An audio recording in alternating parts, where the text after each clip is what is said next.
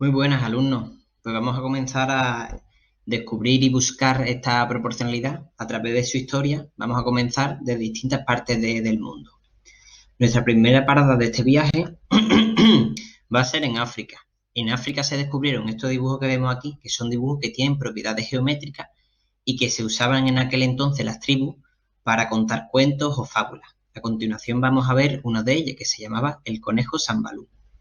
Como ejemplo, vamos a ver la historia de Sambalú el conejo. Vale, tenemos estas cuatro figuras, de tal forma que el conejo descubrió la mina de sal.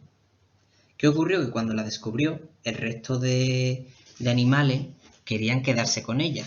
De hecho, quisieron imponer de que aquel lugar era suyo, el león, la hiena y el puma. Sin embargo, el conejo trazó una valla de tal forma que tan solo él pudiera llegar hasta la mina de sal. El cuento buscaba mostrar los respetos y los derechos del más pequeño. Nuestra segunda parada pues será en América, en particular en el Valle del Nazca.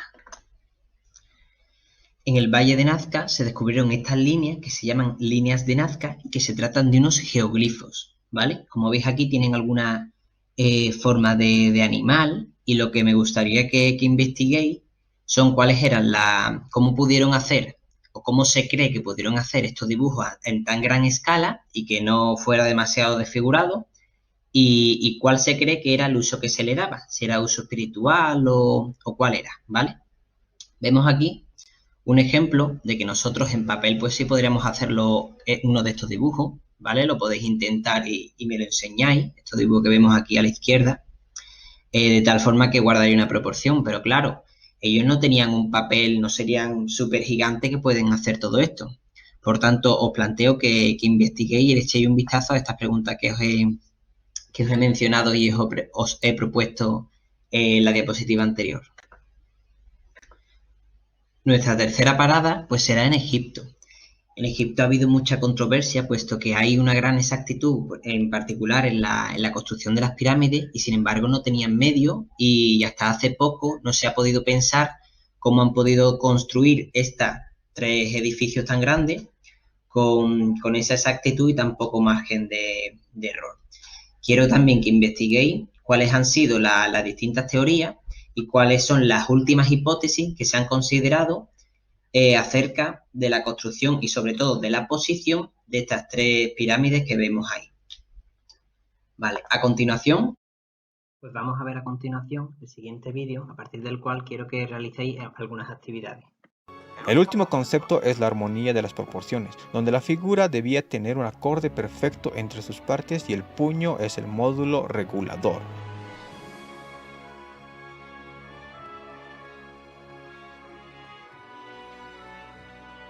Partiendo de esa base, cada figura de pie tendría... El último concepto es la armonía de las proporciones, donde la figura debía tener un acorde perfecto entre sus partes y el puño es el módulo regulador.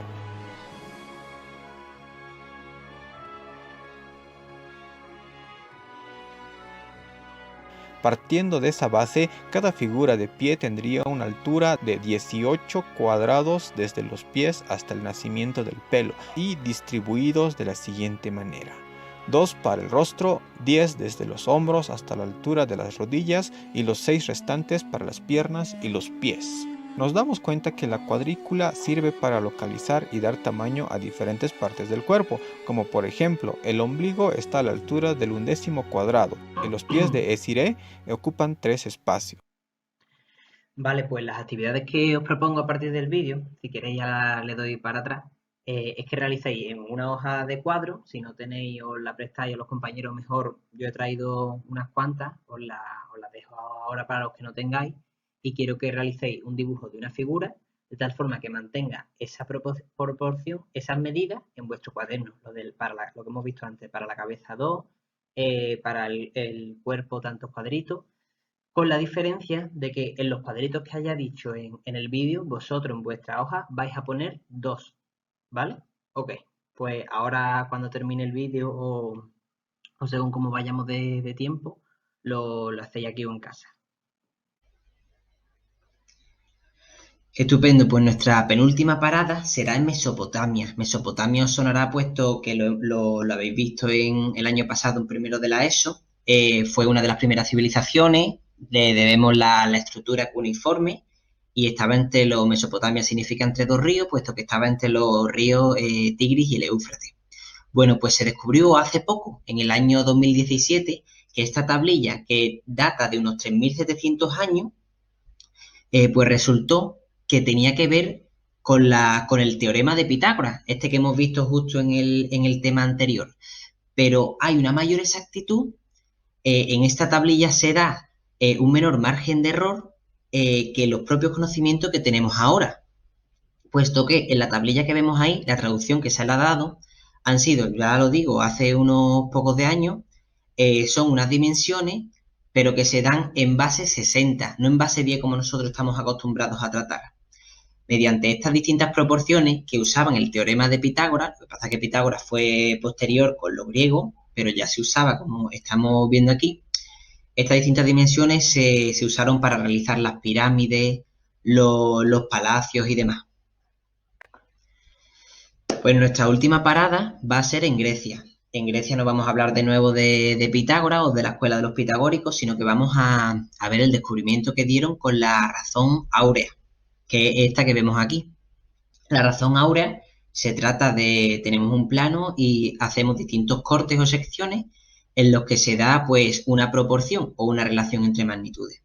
Como vemos aquí, en la concha, que vemos aquí en la parte izquierda, vemos que se va manteniendo esa forma, ¿no? Todavía no hemos dado mucho contenido sobre la proporción, pero nos hacemos una idea de forma gráfica e intuitiva, que vemos esa forma como la concha se van haciendo unos cortes, de la forma que estos cortes que se dan mantienen una dimensión del grande al siguiente más grande, ¿no? Como vemos aquí, ¿vale?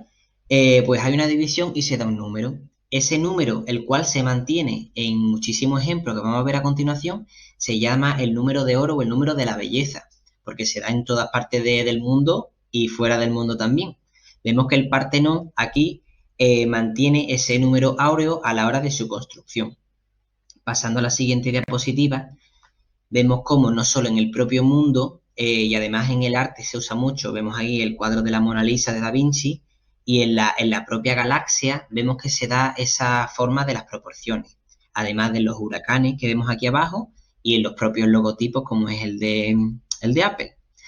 Sin nada más que añadir, vamos a comenzar con la primera actividad de la unidad en busca de la proporción perdida. Así que adelante.